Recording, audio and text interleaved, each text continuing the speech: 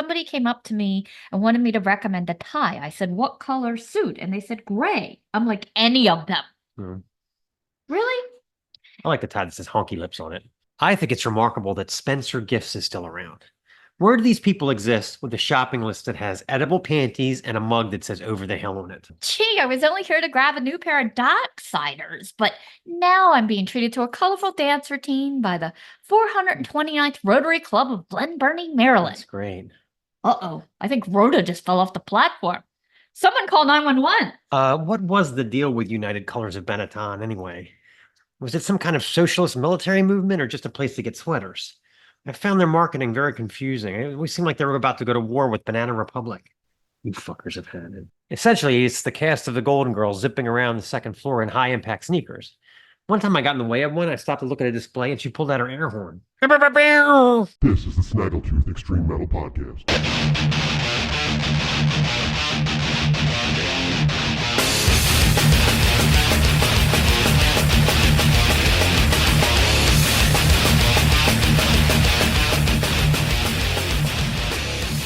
So, got out a little bit last night. We did.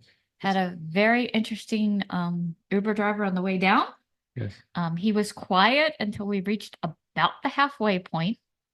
Let me give you a little reference. We're going to a death metal show / doom. I was dressed in my Hell Ripper t-shirt with an upside down cross. I had on fishnets with pentagrams on them. And all of a sudden, he asks us if we believe in Jesus. Yeah. I had a little bit of a buzz going, so I had a lot of fun discussing the book of Job with him and things. But that was an interesting way to kick off going to see Tomb Mold. Yeah, so that was an interesting ride down for sure. I didn't think he was going to let us out of the car because he hadn't hit the unlock button, and he was saying this rather large, grandiose blessing upon us. Yeah, and he gave me a little card. Yeah, so yeah. So who was the first band? The one that Rain Tourniquet. Rain Tourniquet. I was very interested in them because it was a three-piece band, and their bass player didn't show up, so the two of them had a choice, and they really put a lot into it. It was a drummer and the guitar player sang and played. I mean, they ripped through. I want to say probably about 10 songs. Yeah, and odd. The drums were sideways. It's really cool. The behind, and they did a really good job. And I talked to the guy afterwards, and I said, you did a lot with a little. And he was like, yeah, man, when that guy called out, I didn't know what we were going to do. So I did the best I could. Like he said, a lot of the songs have bass breakouts, so they couldn't play them. Yeah. So he seemed a little relieved when they were done, but I thought they did a fine job. It was a nice crowd. I mean, this place, the Metro, they only take about 250 people. And I think it was pretty much maxed out. Yeah, it was sold out. Yeah. Because actually, when I first tried to get tickets for the show, I couldn't. It was already sold out, and I got on a wait list, and I didn't think it was going to happen. And then they notify you if somebody gives up their tickets. Yeah. And somebody did, so thank you. We had a great time. That's great. And then it's the second band. Was horrendous. Yeah. And I'm not saying that as a commentary. Their name is horrendous. Yeah. Long-standing death metal band, yeah. Yeah, they've been around quite some time. They did great. They had a lot of humor. They had guitar harmonies. They had a bass solo. Yeah. A drum solo. So a lot going on with them. They were really good. But despite all that, it was not 1975. I mean, they were. And I got a shirt. Stace went for swag. Shirt. Yep. This was the tour shirt. They only have one more night of this tour, which is tonight, but I'm sure they'll be around your way in other tours. Tomb Mold was great. They played a lot of the new album. The singing drummer is just mind-boggling. That he can pound that out and sing at the same time. Incredible. Yeah. Yeah, I mean, he was hard to see, but the couple of times I did see him, he's basically playing the drums blind and singing to the side. Yeah. Riffs for miles. Tomb Mold. That they crush it every time. So, great. And tonight we are going to see our friends at Cognitive. So, it's a bar we've never been to, but we have checked, and they do have decent beer. So, could be another. We think could be another night of religious philosophy discussion. Who knows? So, anyway, I find it hard to believe in the year 2024 that malls even still exist. I mean, considering that anything that you want, from a personalized mug to a bust of Lincoln, can be had online in a matter of days, sometimes hours, who is still going to shopping malls in 2024? When I worked near a mall, I like to walk, but if it was really cold out, I would walk the mall. Yeah. Of course, this is during a weekday, but there were Crate and Barrel, nobody in there. Some obnoxious, overpriced kitchen gadget, nobody in there. Yeah. Nobody in Lilly Pulitzer, nobody in Hollister. The only store that had people, Apple Store. Apple Store, because you're forced to go there. Yeah. And that place was crowded. Anyway, as we were all reminded in Stranger Things, malls used to be the town's center of activity. True. You could pick up a trendy set of leggings, an obnoxious fountain soda, hang out in a dimly lit arcade, and enjoy a warm cookie the size of a dinner plate in a photo booth. The mall that was close to my house when I was growing up, I learned I had driver's ed there. And I used to go to driver's ed, and then they give us a lot of breaks, and I'd run across the street to where Stace was working at Woolworths, and she would swipe food for me. It was great. She looked so hot in that Woolworths uniform. Hubba hubba. Anyway, nowadays malls are just like a ghost town. It's hard for me to imagine for your job that you have to stand behind a counter for 8 hours, hoping some plus-size mama wanders into Dress Barn for a purchase. I just see a lot of folding and refolding of shirts. Christ on a cracker. That brings back the days. I folded so many shirts during my short stint in men's clothing. Believe me, I was relieved when I went to cosmetics and I didn't have to fold anymore. Yeah. The 6-foot sale table was apparently where the term rummage sale came from. I could fold every shirt, turn my back for 5 minutes, and glance back, and literally every shirt was unfolded and in a heap. This isn't my size. You know, I once made the mistake, and I was pregnant at the time. I picked up extra hours helping out in the ladies' underwear department, and I was assigned, the duty to check out the dressing rooms. Yeah. Fuck, I would never do that again. In the dressing room were piles of underwear. I mean, who the hell has to try on underwear at all, much less try on 20 more and then throw it in a pile? For me to put back on hangers and make it look like they had never been on someone else's junk. I mean, yuck. Sounds like somebody got their knickers in a twist. Before we forget, today's sponsor is Amateur Urologist Seltzer. Don't judge people by their hobbies. Don't try this at home. At any rate, okay. I think it's remarkable that Spencer Gifts is still around. Where do these people exist with a shopping list that has edible panties and a mug that says over the hill on it? I don't get it. I remember there was a Chinese food place in the food court at the mall. We would walk it. This smiling Asian lady would stand there. She had a plate with free samples of Mongolian pork on toothpicks. She didn't get suspicious when we would, don't mind if I do, 27 times. I guess she wanted to unload it and take a break, Yeah, we had one of those at the mall I worked at. And you could be in line for the subway and she would come up and offer you food. Hell yeah, that's great. Guess you're trying to steal their business.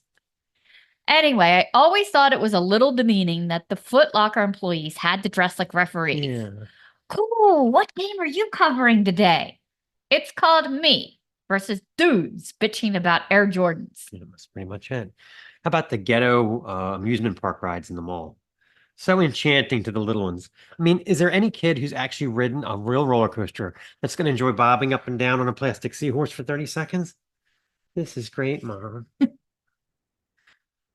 There was a time also when Sears was like an empire. You could get anything done at Sears. They just kept expanding. You could get a new wardrobe. They had Sears Craftsman tools. You could get an oil change at Sears Auto. They had get a photo session at Sears Portrait Studios. And we did every year. Sears Optical for eyeglasses. You get a makeover, laundry service, rent a car, get your gallbladder removed. I mean, they had it all in-house. Did you know that Jordan Kitt's music is still around? Wow. I found their website the other day.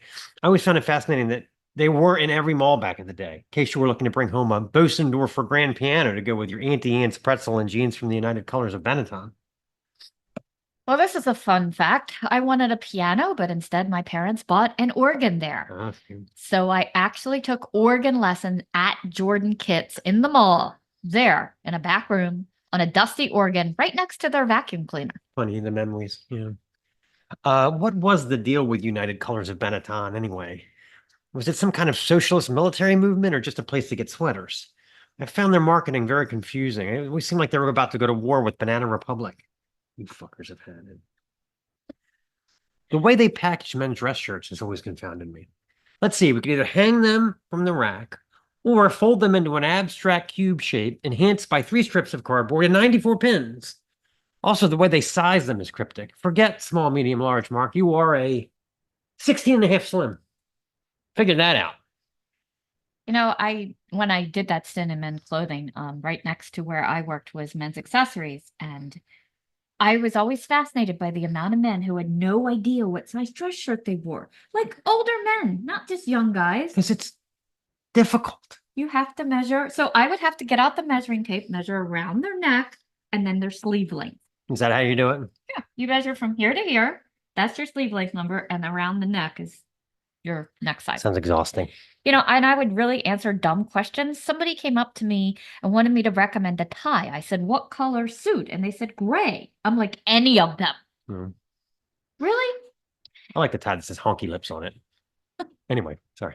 As you can tell, I have quite the taste in clothes. Anyway. I have always been intrigued by impromptu performances in the middle of the mall. Oh, yeah. Gee, I was only here to grab a new pair of Docksiders, but now I'm being treated to a colorful dance routine by the 429th Rotary Club of Glen Burnie, Maryland. That's great. Uh-oh, I think Rhoda just fell off the platform. Someone call 911. Flash mobs are an odd thing. Yeah. Let's practice a dance routine for months, bust it out in the middle of the mall, not get paid for it, and or possibly get arrested for unlicensed pirouettes. Let me see that pirouette license. I remember trying to buy my mom a blouse at Fashion Bug because that's where she shopped. In my ignorance, I was fully prepared to pay the full $12.99. As I approached the counter, I was swarmed by old women pushing coupons in my face. This one's 40% off, hon. Here's another 20. In the end, I think they paid me $3.50 to take that sweater off their hands. What a strange business model. It's a miracle that they went out of business. Now, I worked at Hex, and we had coupons like 90% of the time. You know, it was Christmas season, and a lady wanted to spend $25 on her Secret Santa work gift. That's the limit. So we picked up a sweater, and it took her a while to pick it out. She had a bit of uncertainty whether to go with the green or maroon plaid. Finally, she decided. I went to ring her up, and she gave me a coupon, which made it go down to like $20 and change. Thus, a paradox that blew her mind because she wanted to spend $25. Wow. She was frozen as her mind reeled. I suggested 1, don't use the coupon. 2, throw in a pair of socks. 3, get the hell away from me, or some combination involving number 3. These are difficult choices, people. Yeah. I had a roommate who worked at Brookstone when I was in college. And he would tell me stories. It seemed like half his job was massaging people. Try this elbow massager. What do you think? How about this vibrating pillow? Doesn't that feel good? Have a seat in the full-blown massage chair. It's only $8,499. If you buy it today, we'll throw in a solar-powered soap dispenser at half price. It was a weird place. You ever stop at the mall like in the morning and you witness the power walkers? Oh, yeah. Essentially, it's the cast of the Golden Girls zipping around the second floor in high-impact sneakers. One time I got in the way of one. I stopped to look at a display, and she pulled out her air horn. Sorry, Grandma. Okay, you want to talk about feature interview? Our feature interview this week is Drew Horton, otherwise known as Naraka, of the Los Angeles doom death outfit Civerous. We cover all the bases with Drew from the early days of the band and who drew that logo, to their experiences on $20 Spin and getting on the MDF 2025 roster. So stay tuned for that. All right, let's play a clip. This is part of a song, Maze Envy.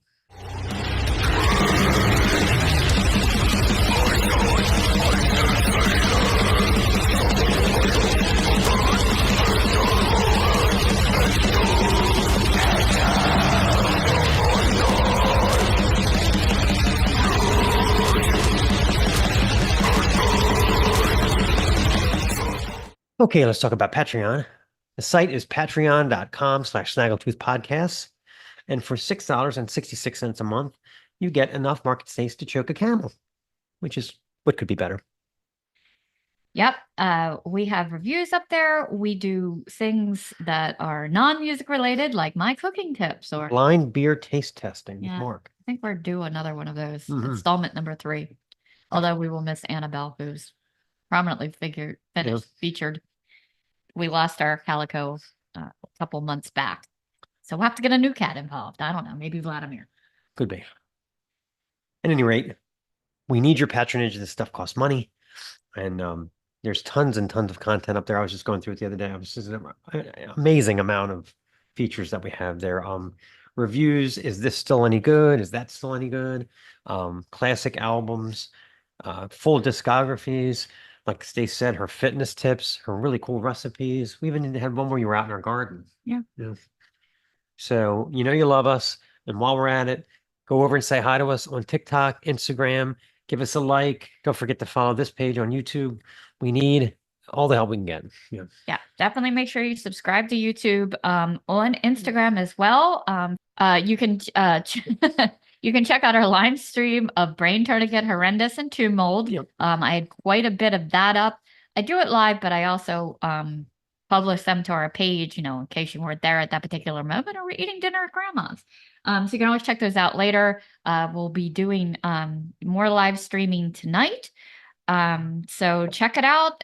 Leave a shitty comment. Yeah, Somebody left a shitty comment the other day that said they didn't like one of my off-kilter jokes or something. And I said, you better not subscribe because I got a ton more for you. And they all got your name on it, sweetheart. So.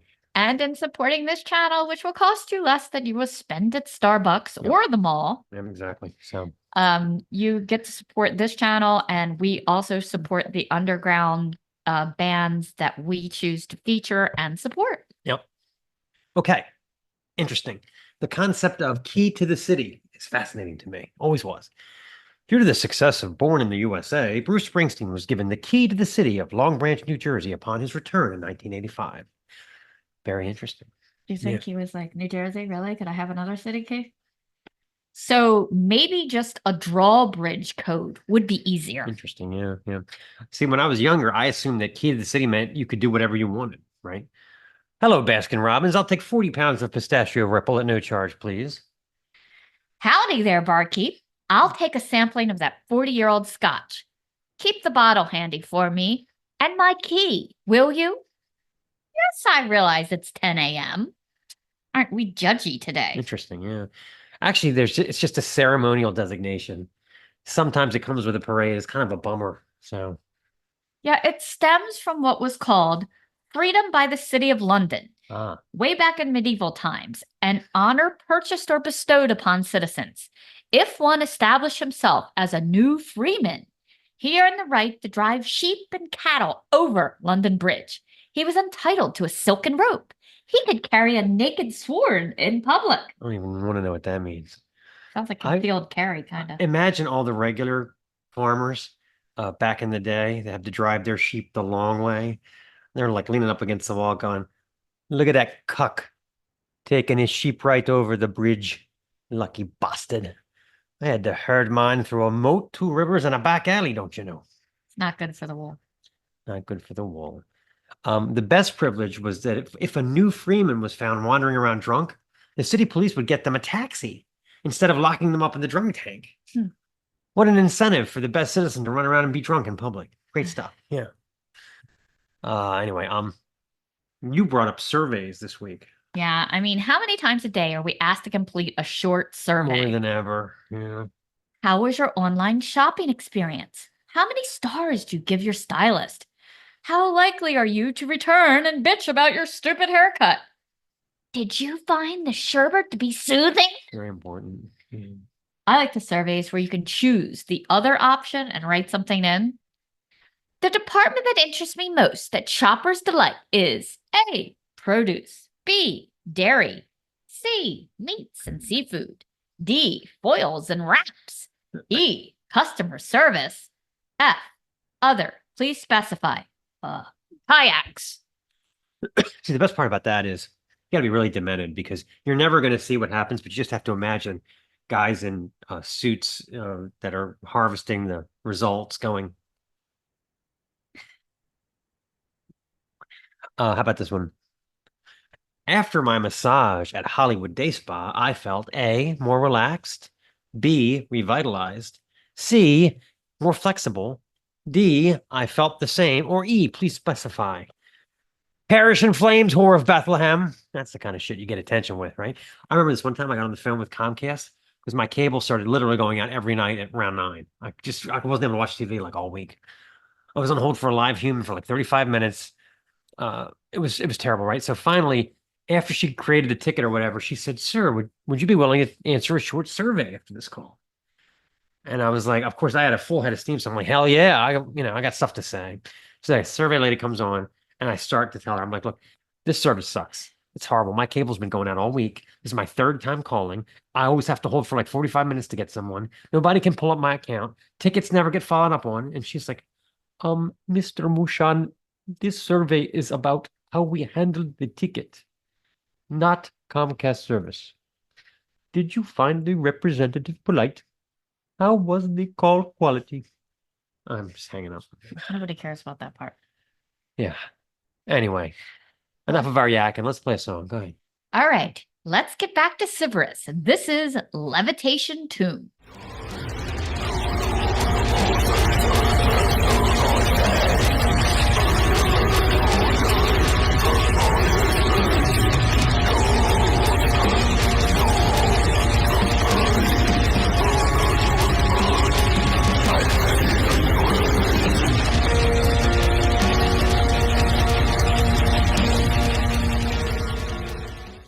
Okay, let's talk about Coffee AM. So we've talked about it before, this great coffee company out of Georgia. They have many pages of flavored coffees. They have fair trade, micro lots. This is our latest flavor is a chocolate raspberry coffee, Yum. which says it's exclusively brewed for Mark and Stace because when you order coffee for them, they roast it when you order it and then seal it, FedEx it right to your door. Right, and honestly, we've run out a few times, and whenever I go to the grocery store and try to pick something similar, it never tastes as good as Coffee AM. You can tell right away. It's just the standard's not there at the grocery store that these guys have. So they are only available online. They will FedEx it to your door. You can choose regular decaf, drip grind, French press, or whole bean if you really want to. I can French press 250 pounds. If you really want to even grind your own beans. I did that for a while. Did you see what I did right there? I interrupted her for an ill-timed joke. I got a million of them, people. Anyway, use our link. It will save you off your first order. Okay. They are a rewards program, so the more you buy, you accumulate points, which will take money off a future order. It's time for Wax of Contrition. But first, this little number that we've been spinning quite a bit lately. The Tissues 2018 album Blue Film. The singer is just off the charts. Bonkers. This LA quartet dominated my life 3 or 4 years ago album. Originally, I thought they were a Kleenex tribute band, the way that After the Bombs is sort of like a sacrilege tribute band. Anyway, this album came out in 2018. Blue Film, 10-song shot of dagger-twisting electropunk. It's completely addictive from the very first listen. Appallingly simple, but these songs snap and bite at your ankles until they have seized your full attention. Before you know it, it's played out 3 times. The rhythm section of Bianca Alaya and Tara Edwards are unappreciated architects building the sandcastles that Jerry's guitar and Christine vocals destroy with serious oscillations and straitjacket tantrums. Do You Want to Be My Lover Tonight? An intermission poison Kleenex's Kool-Aid with dark swirls of 90s noise pop. But the tour de force is Rear Window, an art punk masterpiece of slashing guitars and mad caterwauling that'll have you bumping into the furniture in no time flat. Seriously. Copious doses of jaunty poetics and social commentary reward the earlooker patient enough to untangle Nervosa's hysterical meowing about intergalactic salt shakers and hysterectomies. But I'm too emotionally invested to look under the hood. This song is Do You Want to Be My Lover Tonight?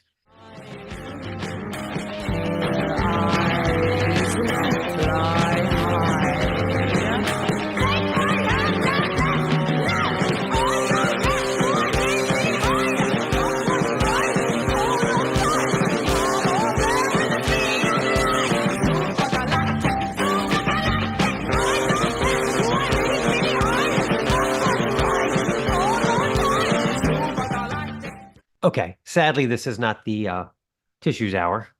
Wax of Contrition this week, we're going to feature this killer from 1999, Skit System's Gravarld Svarta Tankar. Now, I have mentioned before, I'm not much of an At the Gates fan, but whatever issues I have with Thomas Lindbergh death metal wise are completely wiped away by Skit System, this stellar crusty side project that he formed with At the Gates guitarist Martin Larson and Edge of Sanity Axeman Andreas Axelson way back in the mid 90s. Death metal guys can apparently kick off some serious nifty D beat. The title translates to Grey World Black Thoughts, which fits the vibe of the record perfectly. These guys are more metallic than Anti-Semics and more interesting than Wolfpack. The debut in particular is a bubbling cauldron filled to the brim with violent riffs, raspy vocals, filthy guitar tones, and, of course, tons of clobbering drums. Plus, they list their names as Tampa Skit System, Callie Skit System, Frederick Skit System, and Alex Skit System, which is just I adorable. love matching last names. The lyrics that are in English offer some interesting statements, like the clever stars and stripes equal scars and strife. Monetary kingdom, no compassion, no soul, where God and Hitler are on parole. Interesting stuff in the vein of early Discharge, of course. Let's play a song. All right, this song is called No Hope, No Future, No Second Chance. Check out the way the bass breaks out in the second half. This is Crusher.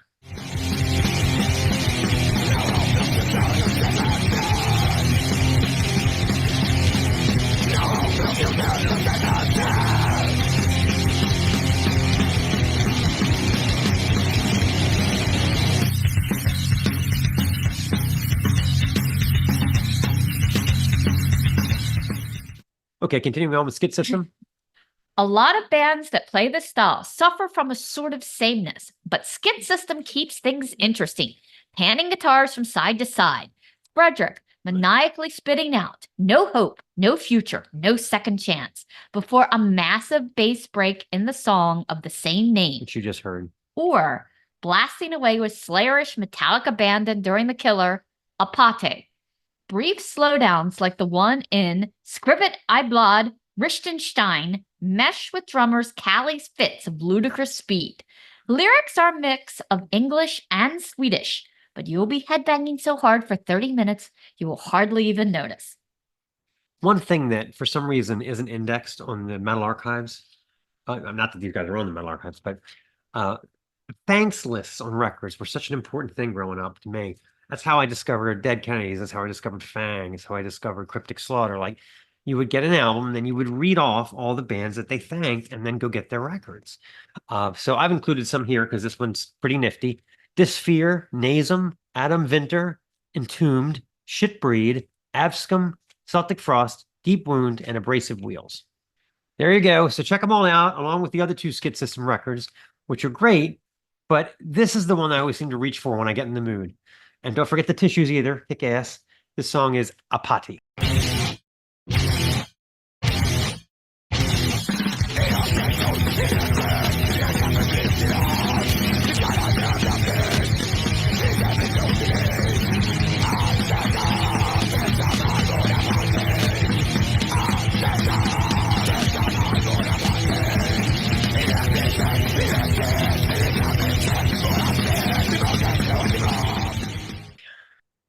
Okay, want to choose the interview? This is our interview with Drew from Civerous. Really loved this band. Love the purple of this album. Love every song on it. I was glad we got to ask so many track adjacent questions and find out more. So take it away. So I've heard good and bad things about LA. Some people say it's super expensive. Some people say, oh, it's great. You're super connected. No, you're not connected. You gotta drive fucking everywhere. It sucks. Yeah, it can be pretty expensive, but I mean there's still a lot of like cheap options for stuff. We don't pay I live with Lord Fowl, and we live in Long Beach, which is outside of LA, cool. but this whole area of SoCal is all kind of jumbled together. It's like one big megapolis. And we don't pay a lot for rent, but we don't live in a very desirable neighborhood. I had to go to a convention out there for work, and I just booked the hotel. I wasn't paying attention, and it turned out it was the Queen Mary.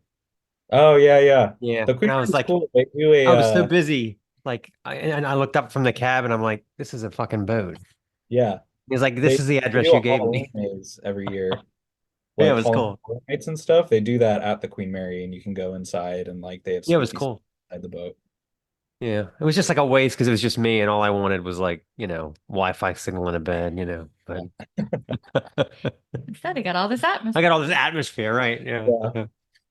Anyway, So he was on trying to stalk out your t-shirts today, so he's putting yeah, in a bid for more logo t-shirts. Oh yeah. yeah. I always like the ones that end up on T-shirt Slayer. So Oh my God, I love T-shirt Slayer. I was just on there today yeah, yeah, looking for Bull of Heaven shirts, but no one's selling. yeah. Well, Let's go back. I guess let's start with where did the name of the band come from? It sounds like it should be a real word, something sharp and clandestine. And the only thing I could come close with was Severus Snape, which is spelled completely different. Right. I mean, that makes sense because J.K. Rowling like wanted it to sound snaky since he was in Slytherin. I don't want to get all Harry Potter and stuff because I'm too old for that. I did read the books as a kid though. Uh, Yeah.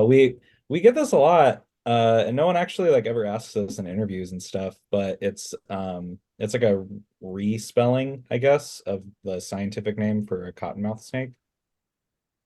That one is like Pscivorus, and that would have looked a little weird. So when they started the band, it was just this is respell this.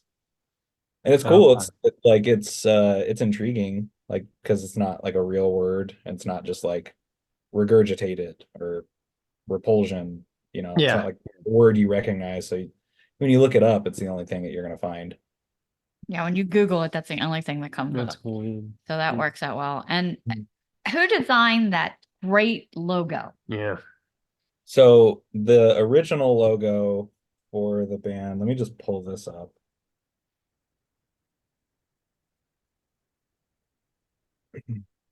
So the first one was this, which is what Lord Fowl did. Okay. He drew that himself. He actually draws a lot of logos Okay. for other bands. So if you ever want to see that, just find his Instagram, Lord underscore Awesome. Fowl underscore, I think. And he's got a link to his logo page. I don't remember what it's called though. But he drew that. And then we have a friend, Nick Mueller, who's done some logo designs, and then he offered to like collab and do a redo of the logo and make it cooler. And then he came up with that one behind you. Yeah. And we Yeah. were like, oh, that's great. Let's It never is change. great. Yeah. I love it. Yeah. So you and Lord Fowl were in another project together. So what kind of was the catalyst for starting this band? That wasn't me. Uh, I can tell all the stories though. So the band was Aylwin was Daniel Salinas, one of our guitarists, and Lord Fowl, and then several other members. And Lord Fowl used his mom owns a dance studio, and he does a lot of like classic folklorico Mexican dance, which is like why he's got good stage presence and does all his hands and stuff. That's good stuff. But he met Alonzo, our other guitarist, our young member of the band, through that because he also did dance. And Daniel and Lord Fowl had like wanted to start a band, and so they approached Alonzo and were like, "Hey, like you want to join a band?" Because he was like 18 or something, and he was like, "Yeah, sure." Like, okay, get a 7-string guitar. So he did that, and then they formed with another bassist and another drummer, and then one drummer left, he got replaced, bassist left, that's when I came in, and then we went through 2 more drummers, and then we got Aiden. Uh, Always seems like it's the drummer. Yeah, I think this is number 4. That Because they're happened. always in 400 projects. So. Yeah, no, it's actually really funny because I have a side project doom band called Ancient Tome, and I was doing the drums in it and the vocals, and it sucked because doing both at the same time is really hard, and I'm not Yeah. that good at. And I just like asked Aiden one day, like, "Do you want to do this?" And he's like, "Yeah, I feel really bummed out. I'm only in one band now." I was like, "Please, Yeah. please." So he does the drums now. That's funny. Yeah, I could never understand how the hell Peter Gabriel could sing like that. No, And it's Phil Collins. oh, Phil Collins. What am Yeah, I yeah, saying? yeah. Phil Well, Collins. How does close. he do that? Especially in the air tonight when you got to be like, It's and then you really got to sing. difficult. I had a really hard time because you have to have the mic all the way to the side, and then I'm doing like gutturals and screams and stuff, so it's like your throat's already slightly constricted by Yeah. that. Just wanted to get out of that as soon as possible, and it only took 3 years. Yeah, every drummer that we've talked to, I mean, we've talked to several drummers that sing, and whenever we ask, do you do it live? They say no, because either the drumming would suck or the singing would suck. You know what I mean? It sounds so taxing to do both. Yeah, it's really exhausting. And like if you're doing a vocal part, like your whole head is turned to the mic, so you have to like turn your eyes to see where the drums are. And then if you have Uh-huh. like a china, you're like blind hitting it. Oh my Wow. Yeah. Yeah. So I was really impressed. We played Austin Death Fest a few months ago in Texas, and Tumult headlined the last day, and we watched. Oh my God, that guy is so good at drums, but he also does the vocals. Oh wow. It's We're actually crazy. going to see them. We're God. going to see them this Yeah, Friday. So yeah. watch him. Watch the drummer. It's really We insane. we The lucked drumming. out too because I had a couple other shows we wanted to see, and I kind of thought, oh, the Metro, that'll be fine. I went to buy him 2 weeks ago, and it was sold out, and I was sick. And I said to him, I got on the wait list. So this Mhm. app like just alerts you if somebody gives up their tickets, but you have 20 minutes to buy them. And I was at work. I'm like, everybody shut up. I'm busy. Yeah, yeah, yeah.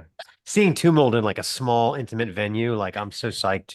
So Yeah, that's really cool. That's really cool. So anyway, I love your tagline, worship disease and reign forever. What kind of is that referencing? I like it. I didn't understand it 100%, but I like it. The band started off as like very much a like disease, like sickness sort of focus for the lyrics and the style and stuff that we were putting out, like the shirts and everything. And then when we started doing Decrepit Flesh Relic, it was like right as COVID was happening. So that's when the tagline was like really prominently like stuck in. Like he just had it like put on shirts and stuff because it looked cool and it's hard. And then like once like COVID started happening and there was this actual like disease that was running around and some people were getting really weird and religious about it. yeah, Like yeah, yeah, let's just put that in. And it even sticks through to Maze Envy. Like it's still sick and it's still diseased. yeah. Death Doom. Yeah, if you were even a little bit crazy, oh, it all seeped out then during the Oh pandemic. yeah. Yeah. Yeah. It was pretty wild. I worked at a hotel and the hotel closed for a month. And I had to sit overnight. And I was a manager. I had to sit overnight and babysit the building for a couple weeks just to make sure no one broke in. And then Yeah. we came back and it was masks and people did not like it. And we had to enforce it. Yeah. I was working in a restaurant when all that shut down, and then they decided we could have outside seating. And we did have a small outside bar, but oh my God, we had tables in the parking lot just to, Yep. get people in there. It was ridiculous. Yeah, I remember that. Sometimes I kind of miss it. A lot of eating outside and it felt nice. Yeah, yeah. I think I got a lot more fresh air during COVID than I have in the last year and a half. Somebody asked you about the name Nakara or Narkara. Does it come No, from the realm and hell in Native American religions? no, it's Naraka. It's a Buddhist concept of hell, like Buddhist. Ah, So when you get so you, if you like if you can when you're in samsara, which is like the reality that we live in, um you're constantly like cycling through dying and being reborn. okay. Your karmic status is what determines what you're going to be reborn as. So like if you're bad, you're going to like go down the like order of the animals and stuff. And if you're good, you stay human because you still have to like go through the entire Buddhist religion and detach yourself and everything.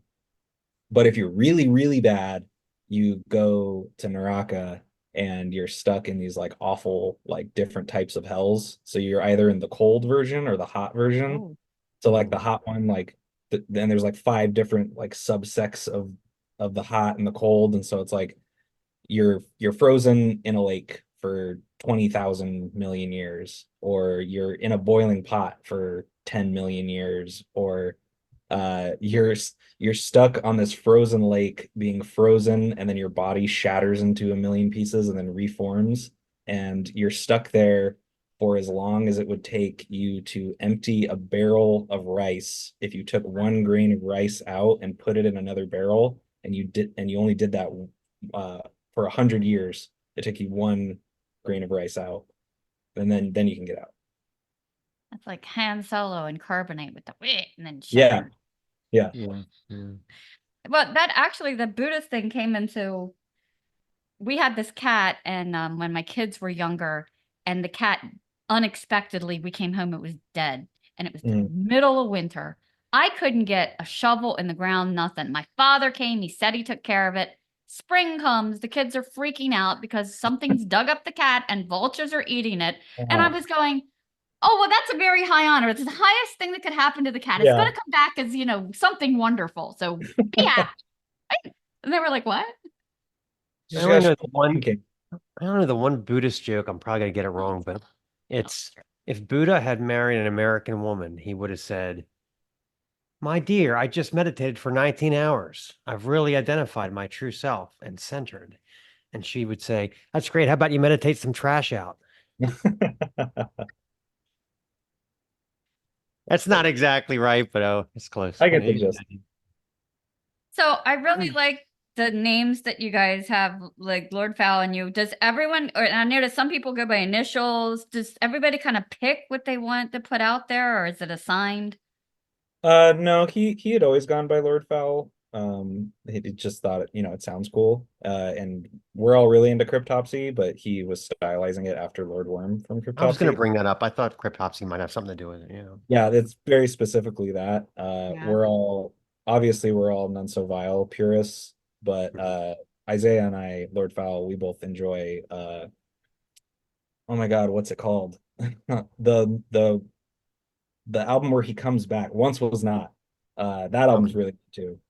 And then Blasphemy Made Flesh, but there's that period of time after None So Vile, and then the rest of their albums, and it's not as good. Yeah. Once Was Not was pretty good.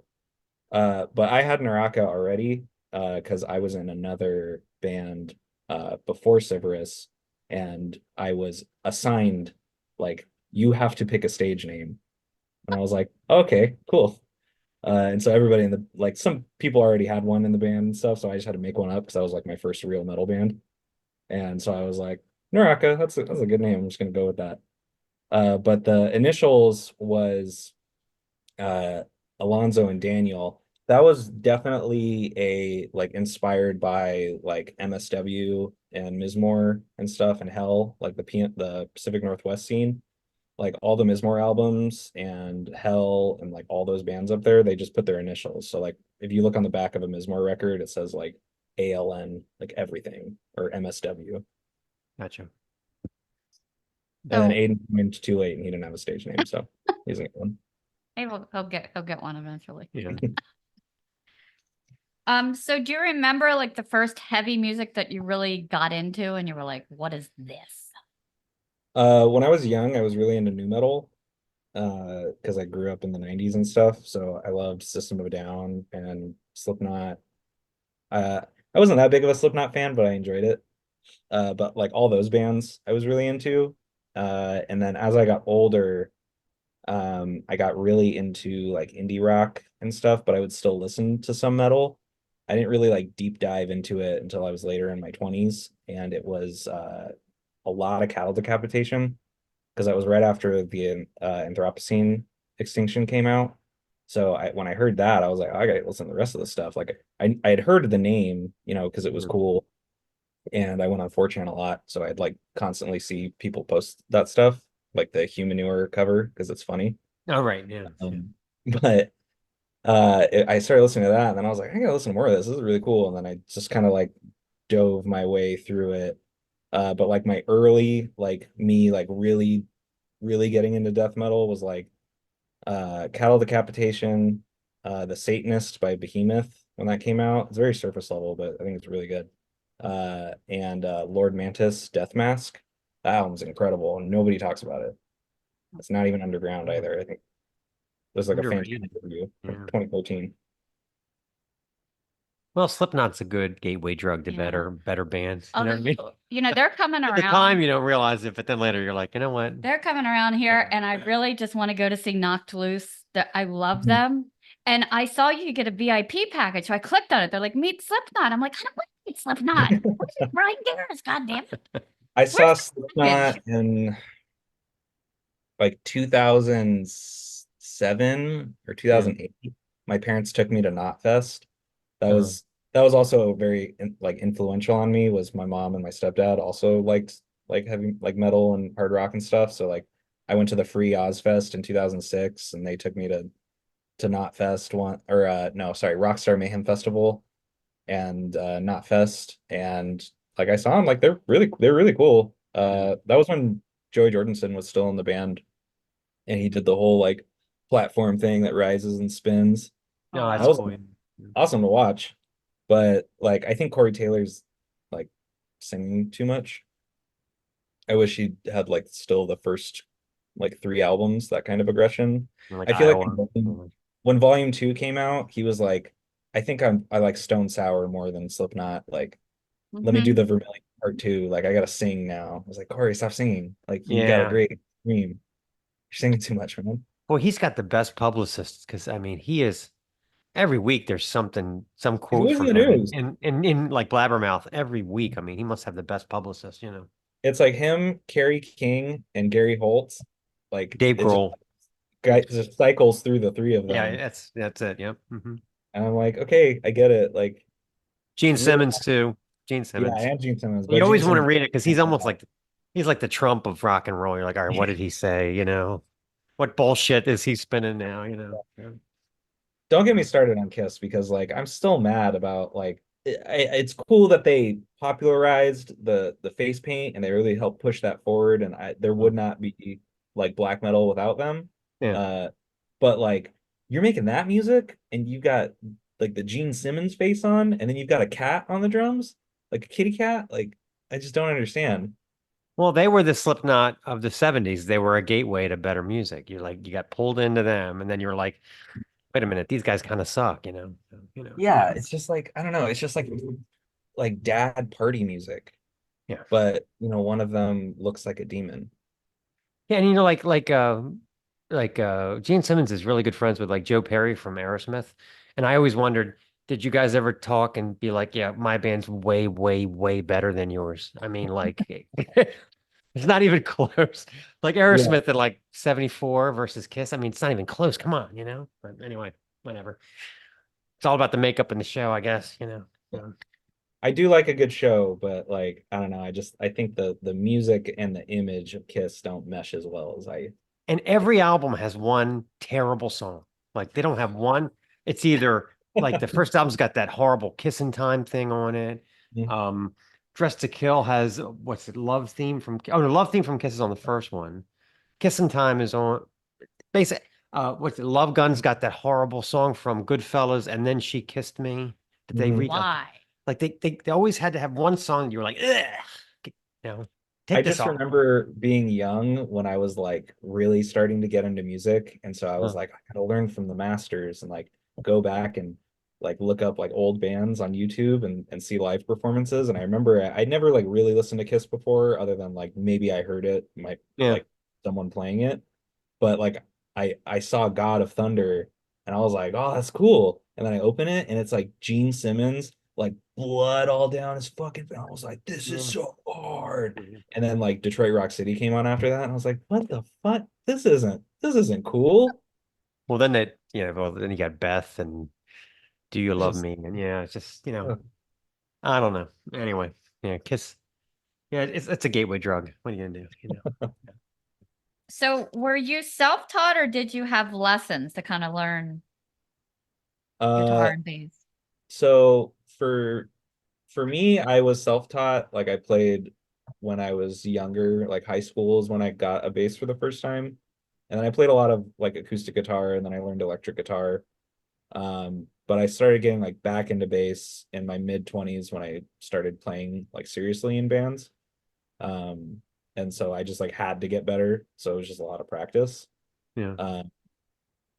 Lord Fowl, you know, it's vocals, so and it's gutturals, and I don't think they have teachers for that unless you pay like I don't know some deathcore guy to show you how to. You don't really need to. There are classes in music college called like vocal fry. I was shocked to find this out. I was like, really? Yeah. I All feel right. like it's better to I don't know. I mean, I think everyone's seen that like grunt versus growl versus pig squeal video on YouTube from like 2009. Yeah. That's all crazy deep and stuff.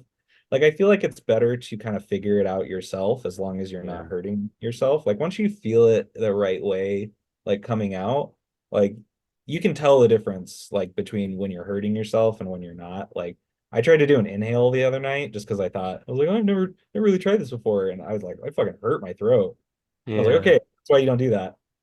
Um, Daniel, our guitarist, is self-taught, and then Alonzo, our guitarist, is so good at bass, but he plays guitar in the band that he got a full ride scholarship to UCLA to play jazz bass.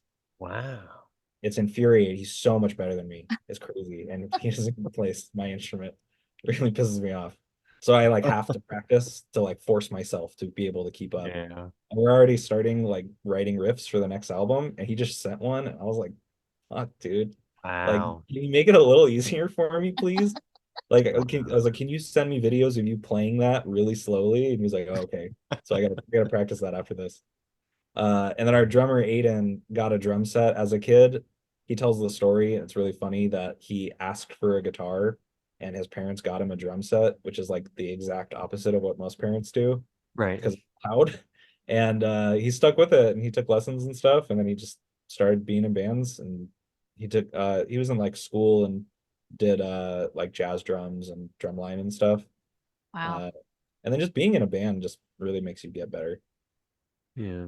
Or playing jazz. Yeah, God. playing jazz like for those two, it's really helpful. That's why like we have like the clean jazzy stuff on Maze Envy, like is because those two can like write it and play off each other so well. Wow. My parents do weird things. I asked for a piano and they got me an organ. So I'm like a teenage girl. Insert your play my organ joke here. I'm Yeah. like, don't tell anybody. Stop. Yeah. And I'm trying to play stuff like Broken Wings on it. I'm trying to make the pedals go dun dun dun dun. Yeah, I yeah, didn't want to yeah. play anything they wanted me to play. I'm like, I don't know, Dancing in the Dark on the organ. Here we go. Horrible. Yeah. So do you think the creative process was the same or different for Decrepit Flesh Relic and Maze Envy? No, it was definitely different. Like Decrepit Flesh Relic, it's like that was our first album, and we were really just putting out a lot of ideas that we had. Like we were a death doom band, like let's make death doom music. But that's where you can like kind of see that the clean pretty stuff started sprinkling in. Like we have a little bit of that. And that's when I joined the band was as they were starting to write it. So like I was learning the songs with them as they were writing them. So I felt like I was like the outsider at the time, so I didn't give a ton of input, like you know, here and there. And we had a different drummer on that one. But for like Maze Envy, it was really cool because there's this like dichotomy between Daniel and Alonzo where like Alonzo can write these like really technical, like progressive stuff, whereas Daniel does these like gloomy, sad, like big doom stuff. So they like kind of push and pull against each other. So that's where you can see the differences in the songs. Like if you compare Shrouded in Crystals to Carry On, like you know, you can tell it's the same band and everything, but the style of them is just different enough that you can tell Gary On's Daniel and Shrouded is Aiden when you put them together. But we would just like meet in the studio. We go to Black and Gold in Whittier, California. It's Lord Fowl's cousin's studio that he owns. And we would just like kind of bring riffs in and just play off each other. And as we wrote it, like that's when we were like, hey, let's do a clean break here. Like, hey, let's do this. Like, oh, what if Aiden had a drum solo? Wouldn't that be cool? I was like, all right, yeah, let's do it. And there was. Yeah. Yeah, you guys have some amazing moments on this album. where you just go into soft and light, and then when the heavy comes in, it's like, Yeah. very satisfying. So the cover, is it a maze or is it a labyrinth or does it matter? Because Or- it's kind of both So, in the so title. technically it's a labyrinth, but like all labyrinths are mazes, but not all mazes are labyrinths. Right, right. Like labyrinth is when it's built and it's stone and stuff. So we could have called it Labyrinth Envy, but that wouldn't have sounded very good. A labyrinth sounds cooler, yeah. Yeah. I always think of the Labyrinth movie. Mm. It's always one of my favorites with all the helping hands and Mhm. crazy shit. When we pitched it to him, the stuff to Wano Castellano, the guy that painted it, what we sent him references were it was like The Shining because of the garden, and Hellraiser 2. Oh. So he went off of that. And then later, I don't know if he was inspired or not. I haven't asked him, but we found this like Italian power metal band from the 70s called Labyrinth that has like album cover, like they have two different albums that are like part one and part two, and they like it's like a similar layout where it's like the maze is like you're looking down on it, and then there's like a big landscape in the back. I was like, wow, you Wow. listen to like Italian power metal? And you can tell us? Because Yeah, yeah. Italian bands are so weird, like They're always slightly crazy. so weird. Like I mean Mhm. good, but like, Yeah. like Death SS and yeah, just so many weird bands. Sick and Beautiful is a little weird. Yeah. They're like this crazy rock band, but they all dress up like aliens and shoot fire into the crowd. Mortuary Drape, Oh yeah. Oh, they're good. really. Yeah, just a little bit of weirdness. So Mhm. where you're almost like you're really into this. Wow, there's zero irony here. Yeah. So So like at the center of a lot of labyrinths or mazes, there's some kind of prize. Based on this album cover, I don't think there's a prize there. I think it's something bad. So the album is about like it's about depression, and it's about being like lost inside of yourself. And so the whole time you're obsessed with finding the reason, and that's what's at the center of the maze. And so once you find it, you then have to find your way back out, which is trying to get out of the depression. Oh wow. oh, it really is Hellraiser 2. That's awesome. Yeah. Yeah, it's great. I love the purple too. Did you choose that color for any reason, or was just the artist rendering? When we talked about it, so Lord Fowl had Maze Envy as the title, like before we had done anything. He was just like, this is what we're calling it. And we're like, why? And he wouldn't give us a reason. So like we have the third one, he already knows what it is, and he likes it. So that's what it is. So like, okay, that's fine. Right. We all have our own little parts where we get like final say for the most part, and like some of the design choices like he gets to pick, and we let him do it because he's good at it. Yeah. But when we sent it to Wano, he sent it back, and it was actually like darker. And all of my notes were like, we want a maze in the center, crystals, guy with smoke coming up, and you can do your landscape stuff because he has like a signature kind of landscape that he does. And we're like, please don't make it look like death metal. Like, don't have any spikes, don't have any skulls or Right. slime or cobwebs everywhere. Like, make it interesting to look at and make it pink and purple. Like, please. And he was like, okay. And he sent us an outline. It was just like a post-it note sketch. We're like, just for the design layout. And we're like, yes, that looks great. And then he comes back like a week or two later and sends it. And it's the design that you see, but it was like darker shades of color. And we opened it, we all looked at it, and we're like, this is so fucking cool. Like, never had someone like do this. Like the first album when Nick Mueller did it, like that was awesome, and that's exactly what we wanted from it. But we know him, like that's our friend. Like we've never like reached out to someone across the world to be Right. like, hey, here's some money, like can you spend like time making this and make it really detailed and stuff. And he was into it. But then our only note was like, hey, this looks so cool, can you make it more pink? And he was like, more pink? And we're like, yes, please. And he said, okay. And he sent it back, and it was like that. And I'm colorblind to a certain degree, so everybody says it's purple, but it's pink to me. But purple, whatever. Yeah, it's a really, really good. Yeah. It's like you said, it catches your attention right away. So we kind of had some track specific questions. I don't know if you'll know the answers to all of them. I love the Azure Eye. The instrumental to that, like for a mood setter, to me, it reminded me of like something that could have been the horror movie soundtrack to The Hills Have Eyes. What kind of made that circular saw sound? It's just violins. It's just two people playing violins at the same time, but Wow. like Yeah. really. So Alonzo, since he went to school for jazz bass and stuff, yeah, he knows a ton of musicians, and he plays an upright, like, and he'll play it with a bow. So he knew violinists and like closely. So he was like, "Hey, can you do this? Like, can I conduct it?" And they were like, "Yeah." And so they all came in, and I think he played a little bass on it too, like kind of deep in the background. But he just and we recorded that ourselves. We didn't do that Wow. in the studio. And then just like mixed it and gave it to our engineer, and he put it all together. But yeah, it's just two violins.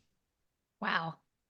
I tell you, if you ever get approached about being on a movie soundtrack with that, or like a video game, that would be a Yeah. great that with We that. we've gotten that comment a few times, like specifically about that, like really sets the mood. It feels like an A24 film.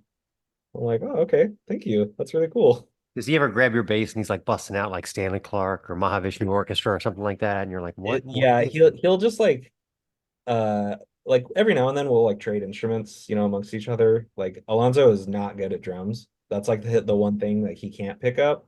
okay. Uh but it's he doesn't have his own set, so he doesn't practice, like only like the times we're fucking around, like at the practice space. So like he's just extra stiff, and that's like what every beginning drummer does. But like I've given him my bass before, and like he can just play shit like I could never do. Like he just sings on that thing, and I just watch. He's like right in the middle of Orion. Yeah, in the middle of Orion, right here, this part, this two-handed part. And you're like, give me back the guitar. Yeah. Yeah, he will just like it just gets all funky, and he doesn't slap a lot. I think that's like the only thing I might have over him is because I can slap, but Okay. like I can't slap that good. But like I never see him slap, but like he'll just be like boom boom boom boom boom boom boom boom boom boom boom boom boom boom, and just fucking stop, dude. That's great. Yeah. All It's like right. the bass wars. Yeah. Yeah, that's what it feels like. Yeah. I was flummoxed by Maze Envy because I knew about the Apex Crystallala because I used to play World of Warcraft, and I immediately was like, that's the frickin' the crystals that you can touch and you learn stuff. Is there someone who plays World of Warcraft? No, it wasn't World of Warcraft. It's just him doing Latin stuff. Ah. That's actually a currency in World of Warcraft, and it's crystals that if you Wow. touch them, you get knowledge without having to like read all the scrolls. Wow. Okay, I'm gonna tell him Yeah. after we record this and Yeah, see if if you he Google it, it really comes up played because I World of was like, Warcraft. I haven't played it in years. I used to date a guy and I kind of started playing it so we could have something in common. I Hmm. didn't realize till later he'd like, I'm gonna be in a dungeon till 3 in the morning. I didn't realize that was gonna happen. But yeah, that's I was all right at it. I was better as my healer. My warrior, I really sucked. I don't know. Yeah, I timing or had a buddy something. in high school that played it religiously and tried to get me into it, and I was already like, I don't have a job. Can't pay $15 a month to play a video game. But then also That's he right. like gave me the trial pass, and I started, and I was like, this is what you do all day? Yeah. Like It's you're just nuts. killing hogs in the forest, and it takes 10 minutes. Collecting mushrooms for half an hour to make your potion. I'm a no mage. Okay. So I want to ask you about Labyrinth Charm. How'd you guys come to work with Derek Ridquist? Isaiah Lord Fowl like was obsessed with the Faceless. And he that was like his first like big metal show when he was Oh, okay. 17. And that was when Derek was in the band. And so there's a very funny picture of him because I'm sure you guys have seen what Lord Fowl looks like, but Oh yeah. at 17, he was like 145 pounds, maybe. So skinny. It's really funny. But there's a picture of him at the show all young with Derek. And then they just kind of like struck up a friendship, and then they've like continued to talk after all these years. They go to Raiders games together when the Raiders come to LA, Okay. Yeah. and like hang out at Christmas, and he's been over to our house. He comes to our shows sometimes. He's done the live vocals at our shows before. Like he's just come out, he'll take the mic that I have and he'll do the labyrinth drum part. It's cool. But they've known each other for a long time, and so when we were doing this, we'd featured MSW on the demo. So it wasn't unheard of to like have a feature. And so he was like, Derek, do you want to be on the song? And Derek was like, yeah, sure. Like what day? And then he just Cool. came over and we put him in, and it sounds awesome. It's funny. My first big metal show, to show you how old I am, was Maiden Power Slave Tour. And yeah. And the problem with that is my next show was like Kansas or something. And I was like, where are the monsters? Yeah. Where are the backdrops? Where are the, you know what I mean? Like I thought all the, You it wanted was to a carry big on my wayward precedent. son for that. Yeah, yeah. You know, starting with Maiden that era was tough to follow up, with Yeah. anybody else. Yeah. Yeah. I used to just go to Kicks all the time because they played Hammerjacks like constantly every holiday. They were there. We're like, yeah, we're going. It's Yeah. Thanksgiving Eve. Sure, we're going. We're there. Yeah. So also I love the video for that one. Who had the idea like for the mine Yeah, that shaft? turned out And, really oh my cool. gosh. That's a real mind fuck, that video. Yeah. Yeah, it's Brad is our video guy. He's done some of our promo pics. He's the brother of one of our previous drummers, so we've known him for a while. But he's like all over down here. He does a lot of like metalcore like pictures and video stuff. But when we were gonna do the video, we were like, okay, Brad, like what do we do? Like what do you want? And so we rented out that studio to shoot the video in. And then as we were doing it, I was like, is this all it's gonna be? Is just the performance video? Because like that's cool. I like that. But are you gonna do anything else? And then that's when he was like, oh no, I'm gonna have like footage like on top of it. I was like, okay. And then when he like did it and then he like started blending it all together, I was like, oh damn. Yeah, it Like turned out good. Yeah. yeah, like his like previous stuff, like he's always been good, but then when he did that part, I was like, oh, Brad, like you put a lot of effort into this. It looks really good. Like we were all really happy with it. It was cool. Yeah. Turned out good. Yeah. Lord Fowl gives such a physical performance from his like throwing himself forward to like running around. Has he ever hurt himself during a performance? Because after you said dance, that's Yeah. where I hurt myself more than anything is in dance class. That's where he all gets it from. I don't think he's ever hurt himself at a show. He's hurt other people. Oh my. I don't know if you guys have ever seen the pictures of him. We have like a big metal chain that he'll swing around and Yeah. stuff. Yeah. So that's how I found out about Civerous, was because right before COVID, this was my last show before COVID shut down. Mortiferum came to LA. And so I just went to go see Mortiferum, by myself because I was a nerd. And I was like, oh, this is really cool. And then this band Civerous is coming on. All right. And they played at this little bar called the Lexington. And the stage was so small that like he had to be on the floor while they were on the stage. Oh And God. I love that. I always think it's really cool. Uh, but he like fucking, he's like 6'4", and he'll like still wear boots that have like a little bit of a lift on them, and big black leather jacket, and his hair was all long. And he takes out this chain and then he just slaps the ground with it, and everybody backed up like, oh, okay. My God. So that was scary. And then so we kept using the chain for live shows. And then we went to Mexico and we played in Mexicali, and that was just on the floor. It was just a bar, and immediately, right when we started, they started like throwing bottles and shit on the ground, like on purpose. There was beer everywhere, not at us, just like they were just breaking bottles. Right. So there's just beer everywhere, and he's swinging the chain, and then just on somebody got a little too close, Oh and God. should have signed the waiver, and he just got hit just lightly, in the face. Oh, He was really nice about it though. Like he came out afterwards and he was like, "Hey, you hit me in the face." And Isaiah was just like, he's like, I'm so sorry, dude. I'm so sorry. Like, I really didn't mean to. And he's like, no, it's okay. And Isaiah's like, we're gonna get you a shirt. Like, please don't go yet. So we gave him a shirt. And then Alonzo forced us, you know, I say us because I've always been a big proponent of the chain because I do like stage props. I think they're cool, Yeah. to a certain degree. Um, and it's intimidating and it's awesome. But Alonzo forced the chain into retirement until just recently, like within the last 6 months, we brought it back. It's cool. Yeah. Yeah, he's so tall too. He reminds me of that guy who plays Aquaman. What's his name? Jason Jason with an Momoa. M. Yeah. Yeah, it kind of reminds me of him a little bit. And just the way he throws himself, I'm like, he is going to bang his head on something eventually. Yeah, with tall guys like that, I always think of that scene from Wedding Crashers when Vince Vaughn goes, "I feel so tiny in your arms." And she goes, "How tall are you?" Well, 6'4". You know, like it's Yeah. hysterical. Yeah. Yeah, he's like 2 inches taller than me, but everybody else in the band is shorter. It's really Right. fun when we're all standing with each other. Especially, Alonso's gonna get mad when he hears this, but Alonso is not tall. Ah, okay. He gets roasted for it a little bit.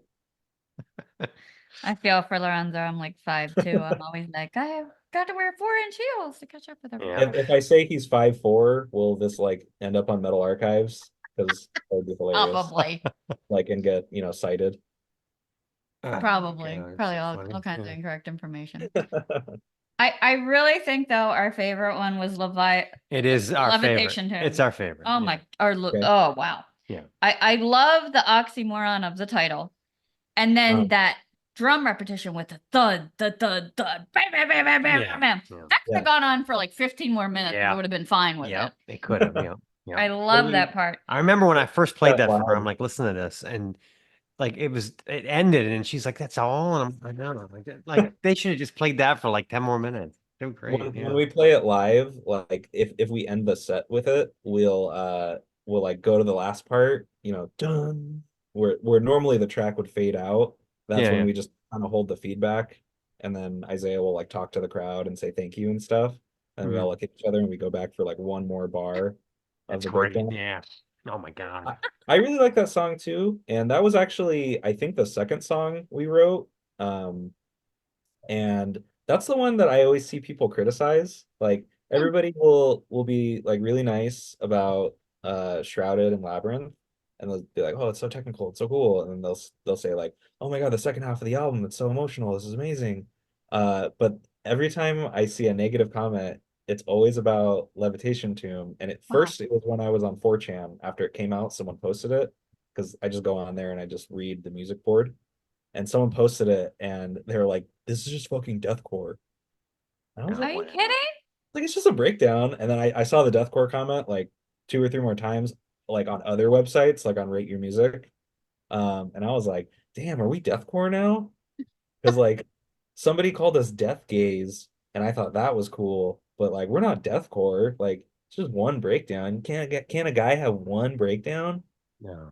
And make it different and interesting. It's such a great breakdown too. It Yeah. is. I just Yeah, kept because backing it up and it's backing it up. heavy. Mhm. So the lyrics were so super specific about the Leviathan, eating the dam, 13 corpses, 18 hands written. I'm like, okay, there has to be a story this was based on. It's very specific. No, we wrote it all ourselves. Only Gary Wow. on the story because I just took all of Dante's Inferno for Gary on. But everything else is just me and Lord Fowl we wrote. Meanwhile, I'm trying to do the math. I'm like, Yeah. okay, 13 There's some corpses, missing but hands. 18 hands. Oh, who Yeah, is the extra hands? few of them are not doing great. I love it. Inferno is not a easy read. It takes some time to read that. Yeah. Mhm. And then we really love Garyon too. There was so much good stuff here, so much Greek mythology referenced. I did not know he was the grandson of Medusa till I Googled it. Mhm. So who is the mythology buff that kind of finds these abstract, not super well-known stories to kind of come up with lyrics for? I wrote almost all of the lyrics for Gary on. I think he wrote like just like a couple lines. But he had the title. So Daniel wrote the opening riff, like that clean dun dun dun dun. Like he had that like on deck. And then Isaiah's like, this song is Gary on The Descent. And then like 2 weeks later, he's like, it's actually The Plummet. Like, okay, whatever. And then so we had like started, he'd started writing the lyrics, and then I didn't do any of the lyrics on the first album, but on this album, he's like, can you help me with this and like spruce it up and make it sound nicer? I was like, sure. Because I read a lot, and I didn't go to college, but I wrote a couple screenplays and stuff. But I was like, yeah, let me try it out. And so this he was like, I was like, so what song is this? And he's like, this is you getting out of the maze. I was like, oh, okay. And it's called Gary On. He's like, yeah, because like you're like clinging to him. And I was like, okay, cool. Like I can work with that really easy. My other band has a song about Dante's Inferno already. So I was like, let me revisit that. You're already calling it Gary On, and I know that part in the poem is when they climb on to go down to like the lower cantos.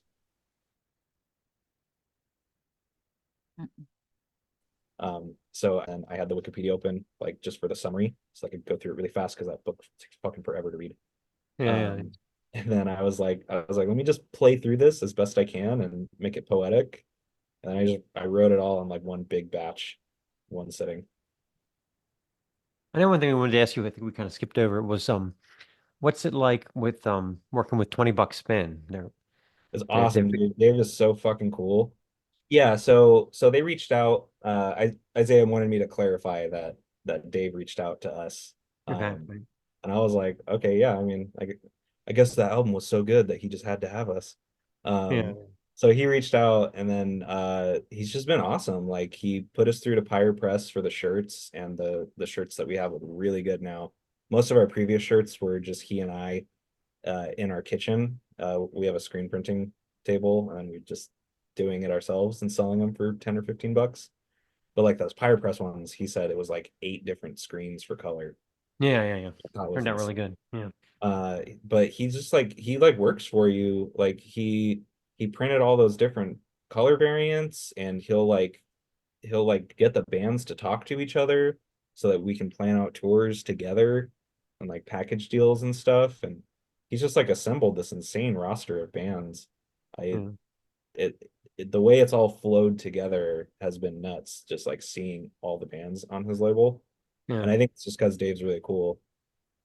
Like he caters to like the sound that he likes, and you can tell, which is Yeah. why he, like Lunar Chamber and us and Tomb Mold, like all on that same platform. It's like similar in some of the tones, but like everybody feels so different. Yeah. It reminds me of back in the day, there was a label called Wild Rags.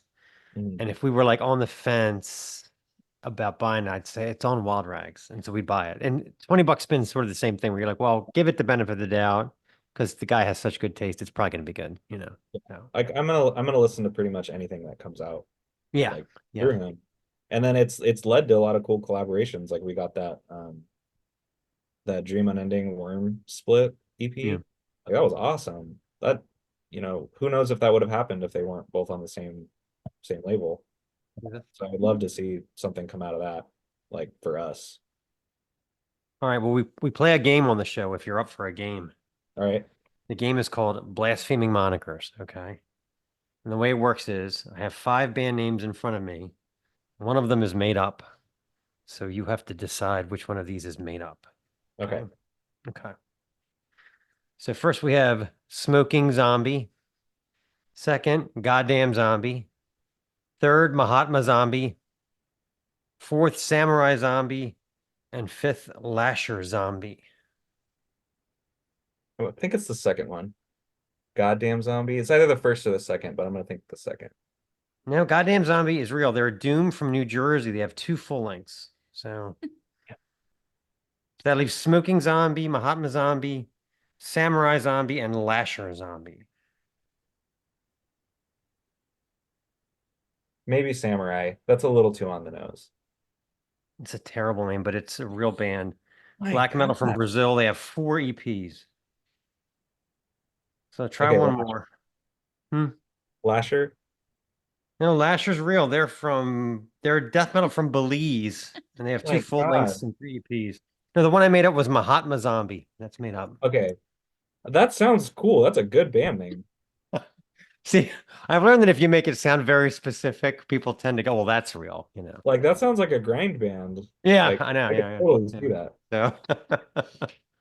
So, so what's going on with you guys? What do you have in the, Oh, well, I know they have Maryland Death Fest because I'm very excited about it. right. You're already on Yeah, the list. that Yeah. was really cool. We did not expect that. That was Yeah, really, it's really, cool. really cool. Yeah, we saw Um, Cryptopsy at this past year. Yeah, that was huh. great. Being right here in I've Baltimore. never been. It looks like it's awesome. The lineup this year is great. Like Yeah. I already said when I was on Twitter, I was like, I'm just gonna be in the green room, like hoping Niall comes in so I can go like be annoying, be weird to them.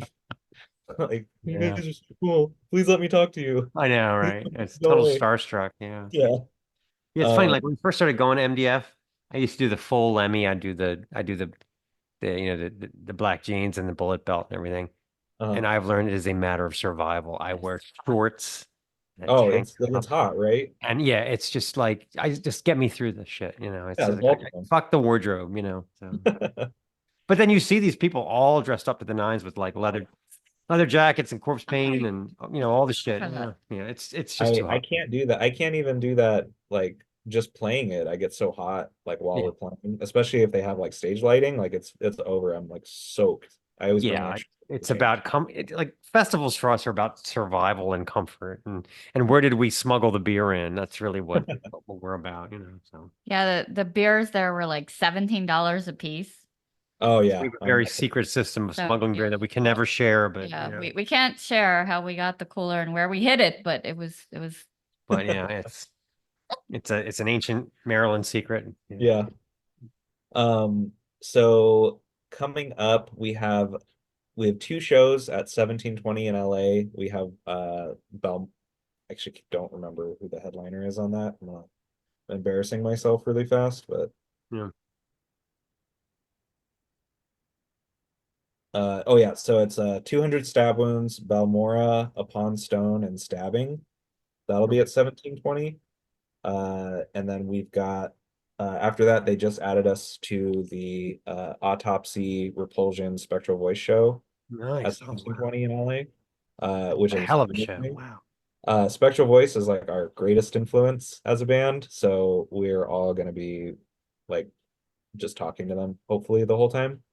I saw them at MDF like 3 or 4 years ago, and they played their whole set in the dark. And it Yeah, was that's just what like, they do. so I was like hooked from the very beginning. It was great. Yeah. Yeah.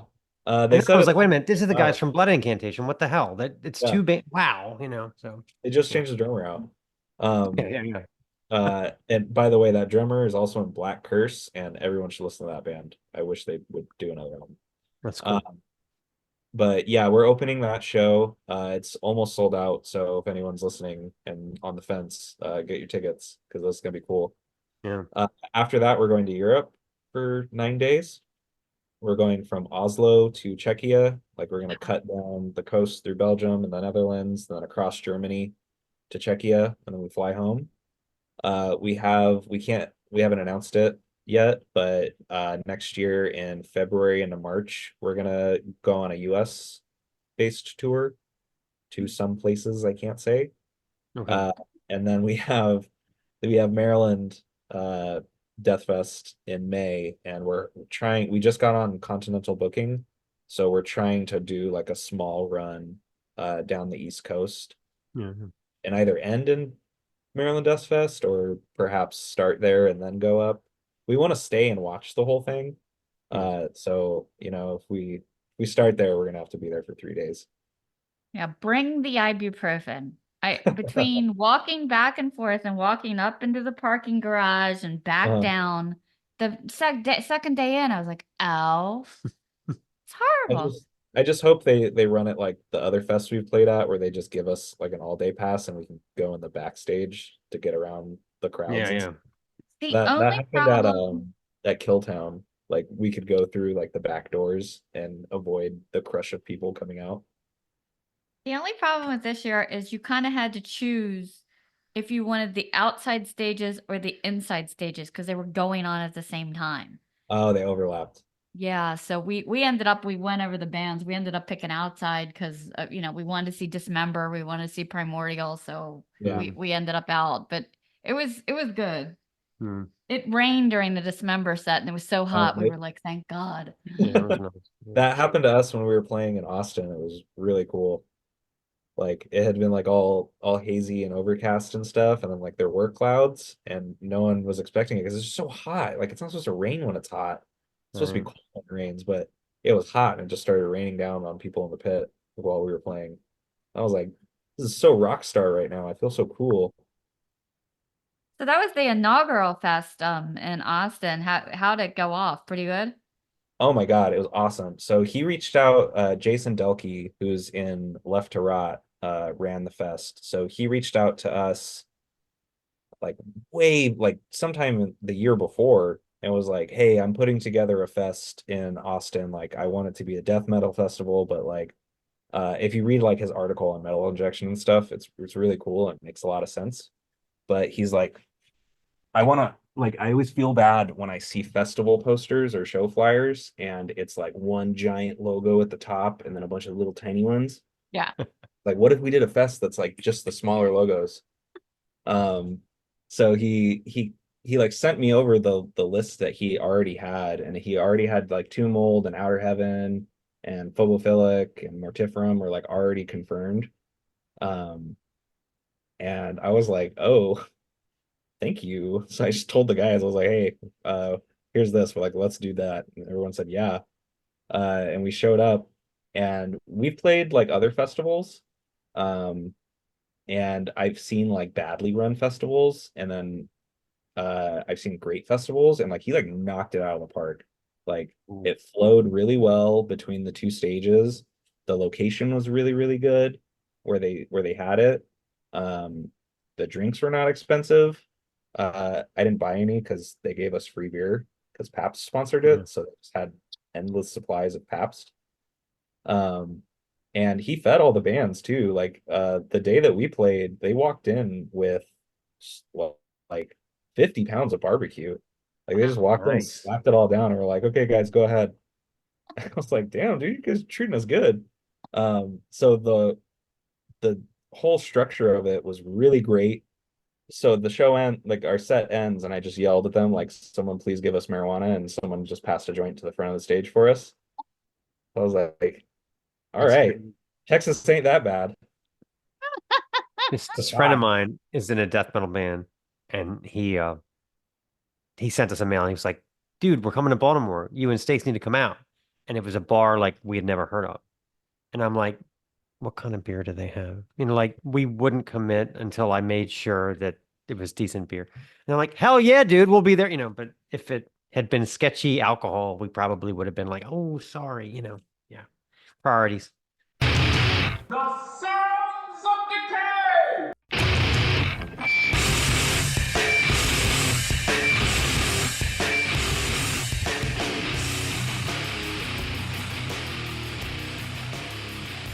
Okay, Sounds of Decay 1. This is Black Lava, the savage winds to wisdom. Once upon a time, a great pandemic gripped the world and everything was locked down. In Australia, home to wonders like the Great Barrier Reef, koalas, Portal, and Destroyer 666, there were two wizards of the heavy underground music scene that came together. Frustrated and stuck in this global holding pattern, they decided to start making music. Even they were taken aback by the darkness they created with such primeval chemistry. Two more bearded members of the metal scene joined, and the quartet was aligned. And soon a rough beast slouched toward the studio to be born.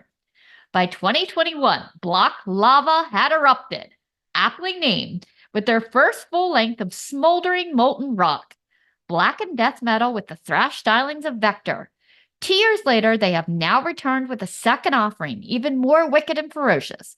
9 tracks varying from 4 to 7 minutes in length. The opening track, The Color of Death, spins its atmospheric web for well over 2 minutes with the sounds of a storm. Then the reverby guitar of Ben Doyle strumming alone. The drums of Daniel Presslin pound while Boyle screams out 3 tones of discordant, vacillating guitar notes, somehow alternating above and below the mix. Blast beats soon erupt, and finally a yowl from the stony heart of Rob Watkins assaults us. The track continues to accelerate, and mix layers tangled like gnarled vines. Unsheathing Nightmare shifts to a doomy pace that builds its mood with swirly, shimmery riffs countered with blast beats that are never far away, and builds in frenzy. Watkins goes back to spellcasting mode, his malediction directed at a witch. I will bathe in your cursed blood, complete with the sounds of a telltale heart beating. Summoning Shadows is a mid-chug that alternates melodic to sludgy rock and roll riffs. Watkins' vocals go from throat-stripping incensed snarls to casting spoken voodoo spells. Awaken, uncoil, rise, my lord. While Ironclad Sarcophagus dials up more of that infectious chimish guitar, with drums interchanging from blasts to rolls. How could a song called Ironclad Sarcophagus not be awesome? The bass of Nick Rackham plucks out with cello-like tones, adding to the depth of Priestland's rolling boil drumming. The crown jewel is the over 7-minute epic title track with pulsing melodies, both twangy and gloomy, eventually leading to blast beats that pound out like unrelenting hail. The vocals seem like a whispered warning tale at first. After a few tempo shifts, the whole thing takes off like a roller coaster, and the drums clang and clobber like the wheels on the track, going faster and faster, riffs clinging to the curves and loops. The track comes to a full stop for a second before launching off once more. A caterwauling solo is featured by guest guitarist Ben Barrett of Knee Obliscaris near the track's close. An ethereal tone floats over the whole thing, creating a gothic feel with all layers heaped in a palisade of sound. Ooh, palisade, I like that. Technically tight, black as basalt, feral and bathed in drama and prog. So light a circle of candles, raise a set of horns to these heavy metal torturers of Melbourne. In their world, it is always a dark and stormy night. This song is called The Savage Winds to Wisdom.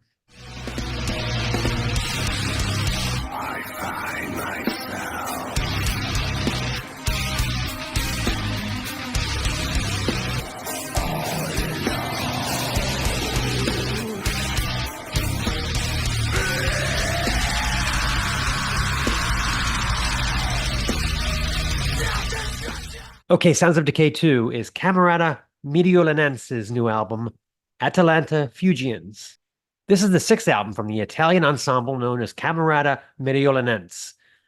The band has built a long-standing reputation for exploring the avant-garde, straddling the line between neoclassical darkwave and Baroque-era classical music. The album consists of 10 songs of sweeping operatic vocals from the band's 3 sopranos, Carmen D'Onofrio, Chiara Rolando, and Desiree Corapi, combined with miscellaneous choirs, as well as the keyboard arrangements of composer Elena Previti, several percussionists, harpsichords, bass violas, and a partridge in a pear tree. All lyrics are sung in Italian. Instrumentation is sparse as the luscious vocals of these 3 understandably dominate the album, but the booming percussion, reverb, and ethereal elements add a gothy, Sleepy Hollow sort of vibe to the proceedings. The title refers to a book written in 1617 by a German alchemist, Michael Mayer, which the band has been studying for the last 10 years in preparation for this work. If you are looking for a break from 4 long-haired dudes jamming on blues riffs, this could be just the place for you. The arrangements are lush and the hooks abundant. Take, for example, Elena's tranquil harpsichord that kicks off Mercurius, a track that slams into a pounding beat and a rousing chorus that blends male and female vocals in a dazzling, powerful display of medley. Rosatom is interesting, starting off with the foreboding organ lines and a dramatic beat that breaks against a spoken word vocal swirled with crisscrossing operatics. The opener, Embryo Ventosa, may be the album's tour de force, boasting perhaps the soprano's mightiest performance. Heavenly vocals, hellish drums and hooks for miles. Interesting that most of these songs dwell in the 3 to 5 minute range, a trait that gives Atalanta Fugians the sound of a rock album as opposed to a 2-hour classical performance. The deluxe edition of the album is ultra impressive, including a 48-page hardcover book with illustration from Mayer's book. Purple vinyl looks pretty sweet as well. Come on, expand your horizons, you jackass. That's right, you jackass. This is Embryo Ventosa.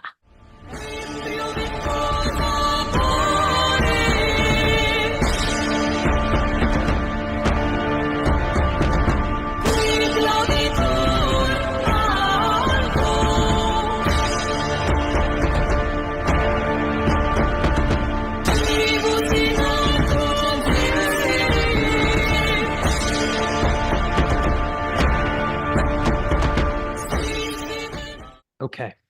Sounds of Decay 3, Axamenta, Spires. 2024 is proving to be a fascinating year in avant metal releases, with titles like Uncle Acid and the Deadbeats, faux Italian horror scorer Nel Ora Blue, to Camerata Medialanese's ambitious Adelana Fusions record we just discussed.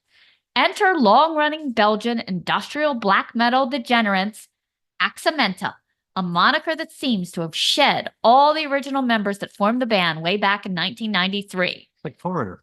Spires is their latest EP, comprised of 7 songs, or acts, that span about 20 minutes. There's a great deal of tomfoolery to be found here, from ravaging thorn-style grimness to the spoken word passages to bright vocals reminiscent of John Anderson from Yes.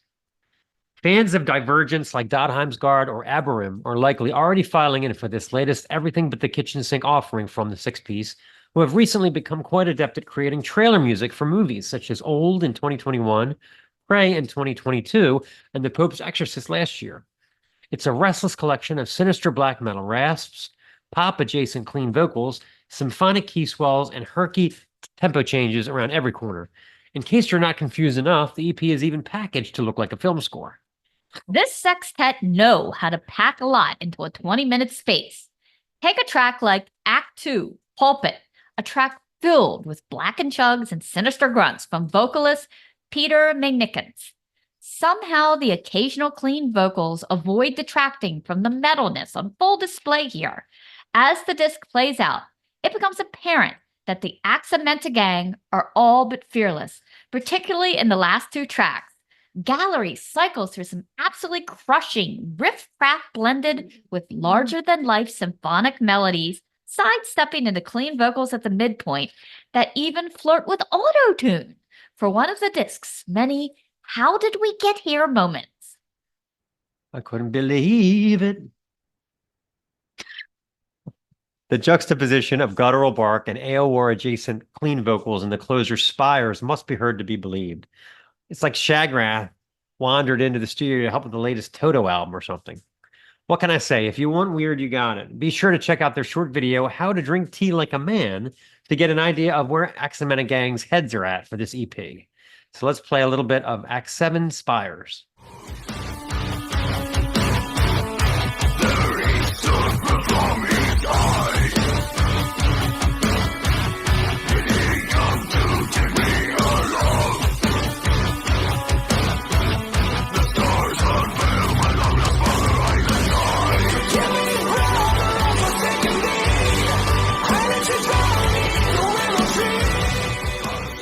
Shoo, we made it through all those Italian names. Yikes. Yeah. Yeah, 5-syllable names. Uh-huh. And the wonders of the shopping mall.